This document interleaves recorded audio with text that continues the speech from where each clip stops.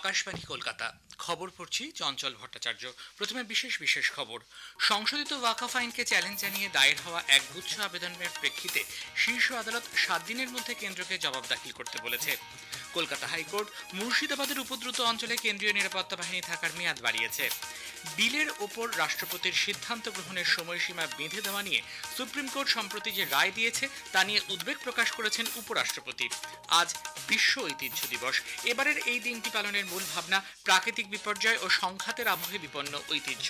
IPL ক্রিকেটে Mumbai Indians 4 উইকেটে Sunrisers হায়দ্রাবাদকে হারিয়ে দিয়েছে। আসছে বিস্তারিত খবরে। 1995 সালের ওয়াকফ আইনের সংশোধনের উপর স্থগিতাদেশ চেয়ে এবং এর সাংবিধানিক বৈধতাকে চ্যালেঞ্জ জানিয়ে দায়ের হওয়া একগুচ্ছ আবেদনের প্রেক্ষিতে শীর্ষ আদালত 7 দিনের মধ্যে কেন্দ্রকে জবাব দাখিল করতে বলেছে। প্রধান বিচারপতি সঞ্জীব খান্না, বিচারপতি কেভি বিশ্বনাথন এবং বিচারপতি সঞ্জয় কুমারের বেঞ্চে গতকাল ফের সংশোধিত ওয়াকফ আইন নিয়ে শুনানি হয়। এর আওতায় ওয়াকফ বোর্ড বা কেন্দ্রীয় ওয়াকফ পর্ষদে পরবর্তী শুনানি না হওয়া পর্যন্ত নতুন করে কোনো নিয়োগ করা হবে না বলে কেন্দ্র সুপ্রিম কোর্ট আশ্বাস দেয়। ভারতের সলিসিটর জেনারেল তুষার মেহতা আরো বলেন, চিহ্নিত ওয়াকফ সম্পত্তির বর্তমান অবস্থা আপাতত পরিবর্তন করা হবে না। এমনকি ওয়াকফ বাই ইউজার বা ব্যবহারকারীর ওয়াকফ সম্পত্তির ক্ষেত্রেও এই অবস্থা অপরিবর্তিত থাকবে। এদিকে ওয়াকফ আন্দোলনের জেরে অশান্ত পশ্চিমবঙ্গের মুর্শিদাবাদের শামসেরগঞ্জ ও জঙ্গিপুরের পরিস্থিতি এখন সম্পূর্ণ নিয়ন্ত্রণে বলে পুলিশ জানিয়েছে। রাজ্য পুলিশের এডিজি দক্ষিণবঙ্গ সুপ্রতিম সরকার ভবানী ভবনে এক সাংবাদিক বৈঠকে বলেন, জঙ্গিপুরে নতুন করে কোনো অশান্তির ঘটনা ঘটেনি। মুর্শিদাবাদের উপদ্রুত এলাকায় আপাতত কেন্দ্রীয় বাহিনী মোতায়েন থাকবে নির্দেশ দিয়েছেন কলকাতা হাইকোর্টের বিচারপতি সৌমেন সেন ও বিচারপতি রাজা বসু চৌধুরীর ডিভিশন বেঞ্চ। তবে এনআইএ তদন্তের যে আর্জি জানিয়েছিলেন শুভেন্দু অধিকারী সহ অন্যরা, সেই আবেদন খারিজ হয়ে গেছে। কিন্তু নির্দেশে বলা হয়েছে, কেন্দ্রীয় সরকার চাইলে স্বতঃস্ফূর্তভাবে পরিস্থিতি খতিয়ে দেখে এনআইএ তদন্তের নির্দেশ দিতে পারে। রাজস্থানের সিরোহি জেলার আবুরেডের ব্রহ্মকুমারী সদর দফতরে গতকাল এক সামরিক বাহিনীর সভায় কেন্দ্রীয় স্বরাষ্ট্রমন্ত্রী অমিত শাহ বলেছেন, সামরিক বাহিনীর আত্মত্যাগ ও আত্মোৎসর্গের জন্য এই দেশ সুরক্ষিত আছে। তিনি বলেন, সামরিক বাহিনী প্রবল ঠান্ডা এবং তীব্র গরমে দেশের সীমান্ত রক্ষার প্রতি নিজেদের উৎসর্গ করেছেন। সেনাবাহিনী ও আধা সামরিক বাহিনী ছাড়াও প্রতিটি রাজ্যের পুলিশ বাহিনীও আভ্যন্তরীণ সুরক্ষায় গুরুত্বপূর্ণ অবদান রাখেন।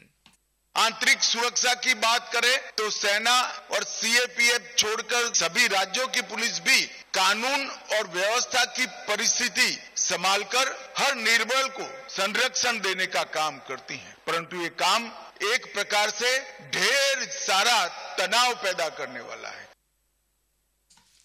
বিলের ওপর রাষ্ট্রপতির সিদ্ধান্ত গ্রহণের সময়সীমা বেঁধে দেওয়া নিয়ে সুপ্রিম কোর্ট সম্প্রতি যে রায় দিয়েছে তা নিয়ে উদ্বেগ প্রকাশ করেছেন উপরাষ্ট্রপতি জগদীপ ধনখড়। তিনি বলেন, ভারতীয় গণতন্ত্রে এমন কোনো সংস্থান নেই যেখানে বিচারকরা কার্যনির্বাহী অধিকারের ওপর হস্তক্ষেপ করবেন এবং সংসদের ওপরে গিয়ে সুপার পার্লামেন্ট হিসেবে কাজ করবেন।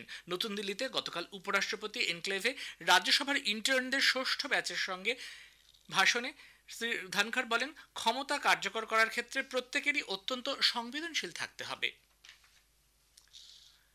বিদেশ মন্ত্রক জানিয়েছে, কৈলাস মানস সরোবর যাত্রা পুনরায় চালু হওয়ার সম্ভাবনা রয়েছে। নতুন দিল্লিতে গতকাল এক সাংবাদিক বৈঠকে মন্ত্রকের মুখপাত্র রণধীর জয়সওয়াল বলেন, খুব শীঘ্রই এ ব্যাপারে সরকারি বিজ্ঞপ্তি জারি করা হবে। এদিকে ভারত ও চীনের মধ্যে সরাসরি উড়ান পরিষেবা ফের শুরু হওয়ার বিষয়ে শ্রী জয়সওয়াল জানান, নীতিগতভাবে উভয় দেশেই উড়ান পরিষেবা চালুর বিষয়ে সহমত পোষণ করেছে। 26/11 মুম্বাই হামলার মাস্টার মাইন্ড তাহউর রানার ভারতে প্রত্যাবর্তনের ব্যাপারে শ্রী জয়সওয়াল বলেন, এই ঘটনা পাকিস্তানকে স্পষ্ট বার্তা দিয়েছে, মুম্বাই হামলার অন্য ষড়যন্ত্রকারী যাদের তারা আড়াল করে রেখেছে তাদের বিরুদ্ধে ব্যবস্থা গ্রহণের সময় এসেছে। Pakistan may try very hard, but its reputation as the epicenter of global terrorism will not diminish.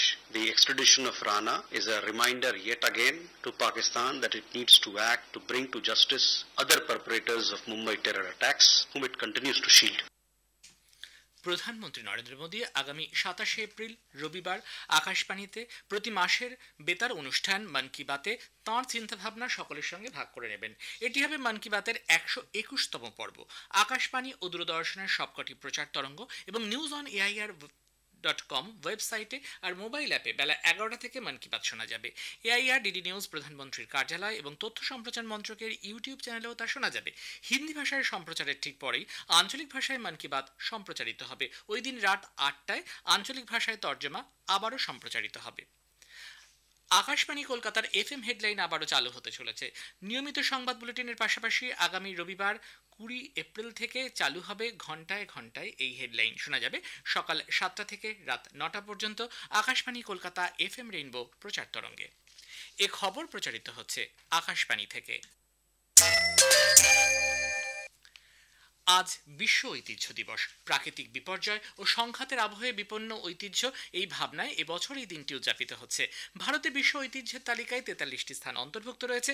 এছাড়াও ইউনেস্কো স্বীকৃতি পেয়েছে আরও 62টি জায়গা। 1983 সালে ভারত বিশ্বব্যাপী এই ঐতিহ্য সংরক্ষণে সামিল হয়। এই স্থানগুলি শুধুমাত্র ইতিহাসের নিদর্শন হিসেবেই বিবেচিত হয় না, ভবিষ্যৎ প্রজন্ম এখান থেকে অনেক কিছু জানতে পারে। ভারতের প্রত্নতাত্ত্বিক সর্বেক্ষণ তাদের অধীনে থাকা স্মারকগুলিতে আজ বিনামূল্যে প্রবেশের সুযোগ দিচ্ছে। আজ গুড ফ্রাইডে।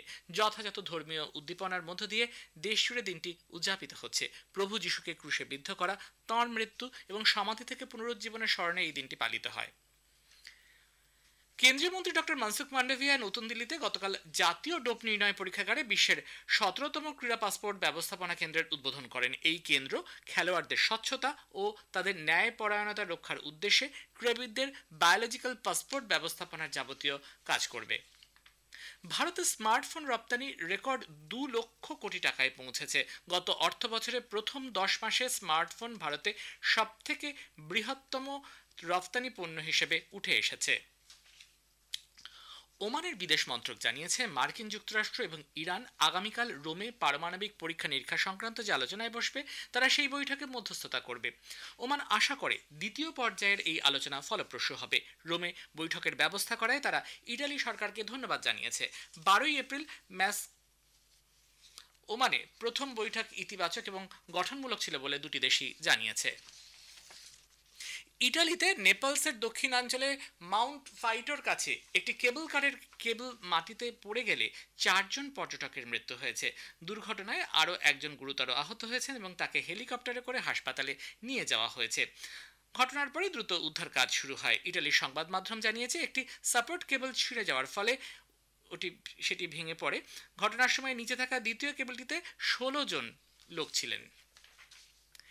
ব্রিটিশ সমানাধিকার আইনের আওতায় ব্রিটেনের সর্বোচ্চ আদালত মহিলা এবং লিঙ্গকে জন্মগতভাবে মহিলা এবং বায়োলজিক্যাল বা জৈবিক লিঙ্গ হিসেবে ঘোষণা করেছে। এর ফলে লিঙ্গ স্বীকৃতি শংসাপত্র বা জিআরসিধারী রূপান্তরকামীরা মহিলা হিসেবে বিবেচিত হবেন না। তবে আদালত তার ব্যাখ্যায় জানিয়েছে, রূপান্তরকামীরা এই রায়ের ফলে তাদের অধিকার হারাবেন না, কারণ লিঙ্গ পরিবর্তনের ভিত্তিতে বৈষম্যের হাত থেকে তাদের ইতিমধ্যেই সুরক্ষা দেওয়া হয়েছে।